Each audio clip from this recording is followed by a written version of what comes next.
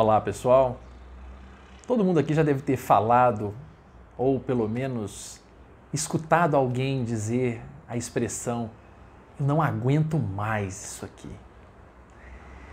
Essa semana no Doce de Leite e Vida, eu vou contar-lhes uma experiência em que eu tive com uma pessoa que estava fazendo uma leitura e essa leitura estava um tanto difícil e não conseguia fluir naquela leitura.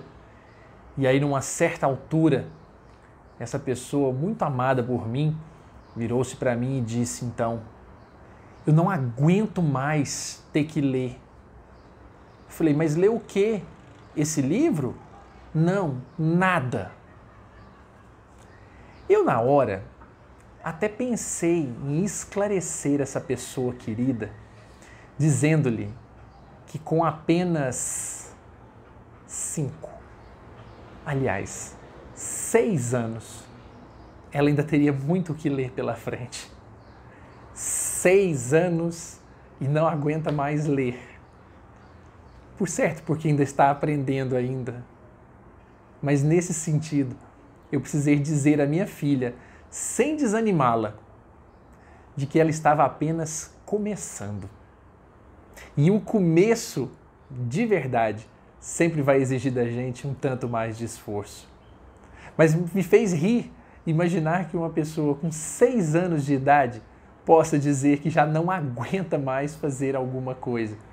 Na hora estava um pouco irritada porque queria fazer atividade, mas nós acabamos conversando e mostrei para ela que tudo na vida depende um pouquinho mesmo de boa vontade, especialmente quando vamos começar. É sempre muito bom lembrar, como Thomas Edison já mencionava, a ideia de que a nossa maior fraqueza é desistir mesmo e que o caminho mais acertado é aquele que tenta mais uma vez. Porque às vezes a gente está muito perto de conseguir as coisas e não imagina o quanto está. A pensar no exemplo dela, quantas vezes já fez leituras, conseguiu realizar as leituras e estava, na verdade, ali um pouco preocupada porque errou uma ou outra letra e tudo mais. Então, essa perspectiva da desistência tão natural quando nós começamos.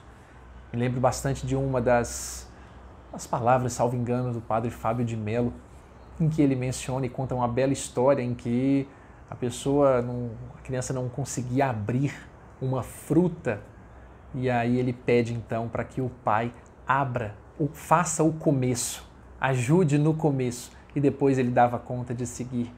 Então, essa estrutura é sempre muito bem-vinda, porque às vezes no começo nós precisamos mesmo de ajuda. Seja de um pai, de um amigo, de um professor, de uma pessoa mais experiente que possa nos colocar no caminho para facilitar. Não que não vamos conseguir. Alguém um dia conseguiu abrir a fruta, aprender a ler, sem o auxílio necessário de alguém. Mas quando nós temos, isso facilita e mostra, sim, a grandeza da vida. E são muitas as histórias que mostram os processos de desistência, mas eu gostaria hoje de comentar uma associada a essa da minha pequenininha, de uma ex-aluna que passou o decorrer do seu curso todo enfrentando as dificuldades, claro, de uma faculdade, do trabalho, os exercícios, as atividades laborais fora da faculdade, somado aí, claro, ao cansaço físico, às exigências e cobranças. Mas ela tinha um detalhe, uma experiência de vida, na verdade, em que um filho precisava de um transplante de medula. E nessas idas e vindas, terapias, dificuldades, ela, embora conseguisse manter sempre um padrão de estudo, sempre precisava, claro, às vezes se ausentar, pedir um esforço ou um reforço até aos professores, no sentido mais de manter a continuidade do seu estudo do que necessariamente pedindo favores. Isso não. E essa dedicação foi intensa. E uma cena que nunca mais vai sair da minha cabeça foi o dia da sua defesa de TCC, em que essa aluna fez a defesa, já nos tempos de pandemia, virtualmente, com os professores aqui em Goiânia e ela em outra cidade. E a cena que me marca foi vê-la fazendo a defesa do TCC do quarto de um hospital, com seu filho, recém-transplantado, com sucesso, graças a Deus, presente naquele momento, vendo o sucesso da mãe. Eu cheguei a conversar com ela por algumas das redes sociais e tinha ali a certeza de que ela, com certeza, em algum momento deve ter dito: eu não aguento mais, eu não dou conta, ou da faculdade, ou das agruras e dificuldades da vida. Mas aquela cena, aquele símbolo daquela mulher, mãe, aluna, entregando o seu trabalho de conclusão de curso, tendo feito com muita sabedoria e com muita dedicação, conforme o próprio orientador me contou, com o filho naquela condição, como eu disse, recém-transplantado, tendo suportado todas as dificuldades, estado ali, me fez ver que, de fato, quando uma pessoa diz: eu não aguento mais, aguenta. É possível suportar. E até onde é possível nós irmos? Essa é a grande pergunta. Se eu não aguento mais os preconceitos, se eu não aguento mais as raivas, se eu não aguento mais o convívio com alguém, se eu não aguento um vizinho, se eu não aguento o meu tempo de estudo, se eu não aguento meus professores, os meus chefes, se eu não aguento as pessoas. Se eu não consigo mais, ou eu não consigo mais correr atrás dos meus sonhos, é a hora de nós nos perguntarmos: será que o meu limite efetivamente chegou? Será que desistir é a melhor opção nesse caso? Só porque chegou a dificuldade ou porque chegou o momento em que eu sinto que agora ficou bem mais difícil ou mais complicado? Eu me lembro bem de um ensinamento que recebi certa vez, de que a dor e a dificuldade são mesmo professores. Professores a nos tornar melhores. E nessa situação, a analogia que me foi feita à ocasião, que já é bastante difundida hoje, é a do famoso prego sendo batido pelo martelo. E esse prego, na verdade, o martelo não tem o objetivo de destruir, de esmagar, de esfolar e acabar com o prego. Do contrário, o objetivo do martelo, ao causar dor no prego, é exatamente consolidar, firmá-lo na base aonde ele está sendo trabalhado. Então, essa analogia sempre me colocou muito a ideia de que quando nós estamos assim, efetivamente sendo espancados pela vida de alguma forma, pelas durezas que aparecem no caminho, sejam elas de qualquer ordem, psíquica, física, financeira, quaisquer umas, nós precisamos pensar se não é exatamente o martelo da vida nos firmando na base sólida na qual nós estamos sendo colocados. Então, seja desde um aprender a ler, seja desde cuidar da saúde de um filho com todo o amor.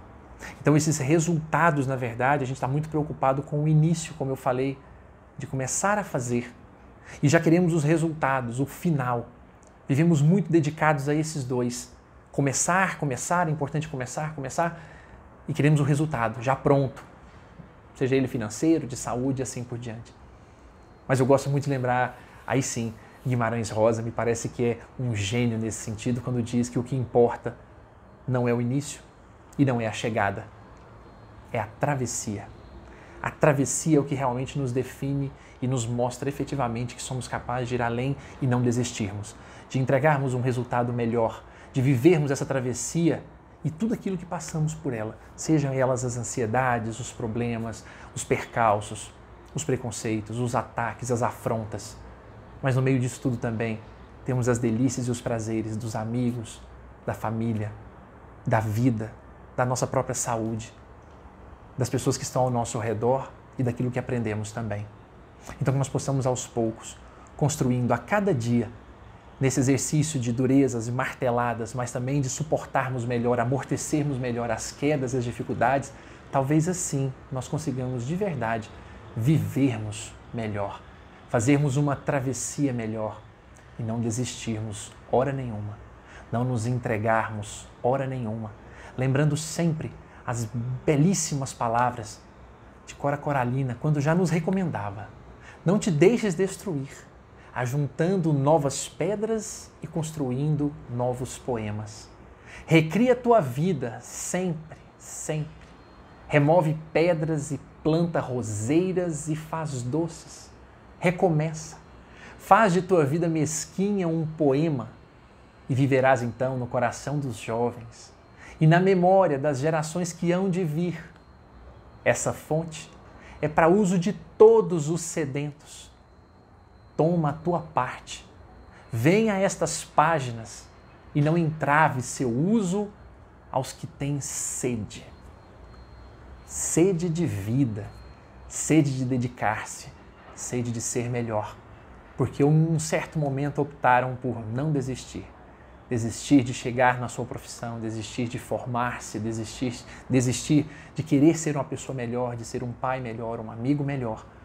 Que possamos nós, então, quando chegarmos naquele momento em que estivermos realmente cansados, ao invés de dizermos, eu não aguento mais, como eu ouvi da minha professora pequena de 6 anos, possamos nos lembrar dessa cena que lhes narrei, de um quarto de hospital. Uma mãe dedicada a fazer o seu trabalho porque não quis desistir do seu sonho de formar-se, mas não podia abandonar o seu maior sonho, por certo, que era cuidar da saúde de seu filho. Que nós possamos nos espelhar em pessoas que efetivamente se dedicam e que amam o que fazem e as pessoas ao seu redor. Um forte abraço a todos e que a vida seja mais doce e mais leve, se assim nos propusermos a fazer. Até a próxima, pessoal!